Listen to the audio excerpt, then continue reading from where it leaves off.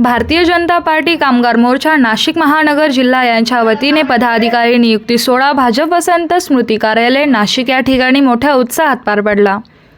या सोहळ्यात मनोज शामराव पाटील व सागर ईश्वर खैरनार यांची कामगार मोर्चा सरचिटणीस पदावर अधिकृत नियुक्ती करून त्यांना नियुक्तीपत्र देण्यात आले। यावेळी पदाधिकाऱ्यांना मार्गदर्शन करताना संघटनेच्या विस्तारावर भर देण्यात आला।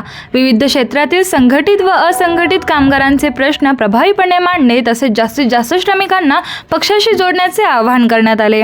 उत्तर महाराष्ट्र सरचिटणीस व्यंकटेश नानासाहेब मोरे यांनी नव्याने नियुक्ती पदाधिकाऱ्यांना अभिनंदन करून पुढील कार्यासाठी शुभेच्छा दिल्या। तसेच कामगार सेनेचे नाशिक महानगर अध्यक्ष हेमंत जनार्दन नेहते यांनी कामगारांच्या हक्कांसाठी संघटन अधिक बळकट करण्याचे आवाहन केले।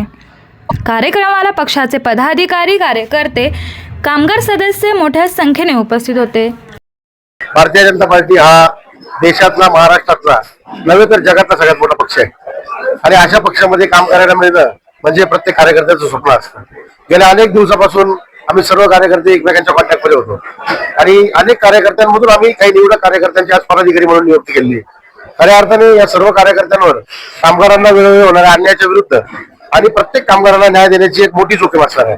आणि पहिल्या शहराभरात आपण बघतोय जे काही बाहेरून व्यावसायिक येत आहेत त्यांची मारहाण असो, महिलांवर होणारे अत्याचार असो किंवा आपल्या स्थानिक पदाधिकाऱ्यांवर किंवा स्थानिक कामगारांवर अन्याय असो, त्याला वाचा फोडण्यासाठी खरं तर आम्ही कामगार मोर्चा आग्रही असणार। नवीन पदाधिकाऱ्यांना काय सूचना असतील आणि आपण त्यातून काय आशा?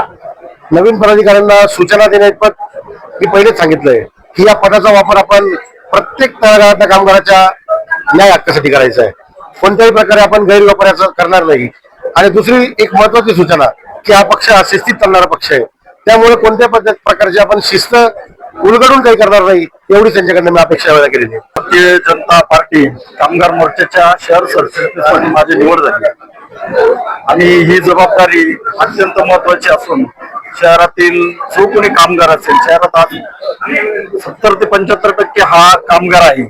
काही व्यावसायिक असतात आणि काही कामगार असतात। त्या 70 ते 75% कामगारांना त्यांच्या हक्का न्यायासाठी आम्ही लढू आणि जिथे कुठे कामगारांना शहरात अडचण येईल, त्यांच्या MID भाग असो, MIDC भाग असो किंवा शहरातील दुकान असो, कुठे जिथे कुठे कामगार आहे त्या ठिकाणी जिथे कुठे कामगाराला अडचण येईल त्या ठिकाणी आम्ही त्याच्या मदतीला भारतीय जनता पार्टीच्या कामगार मोर्चाच्या वतीने प्रथम उपस्थित राहू आणि त्याच्या अडचणी सोडवण्याचा प्रयत्न करू।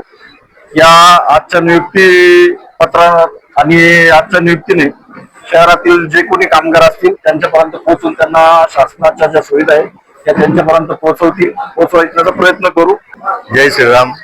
आज रोजी भारतीय जनता पार्टीच्या कामगार मोर्चाच्या शहर सरचिटणीसपदी माझी नियुक्ती झाली।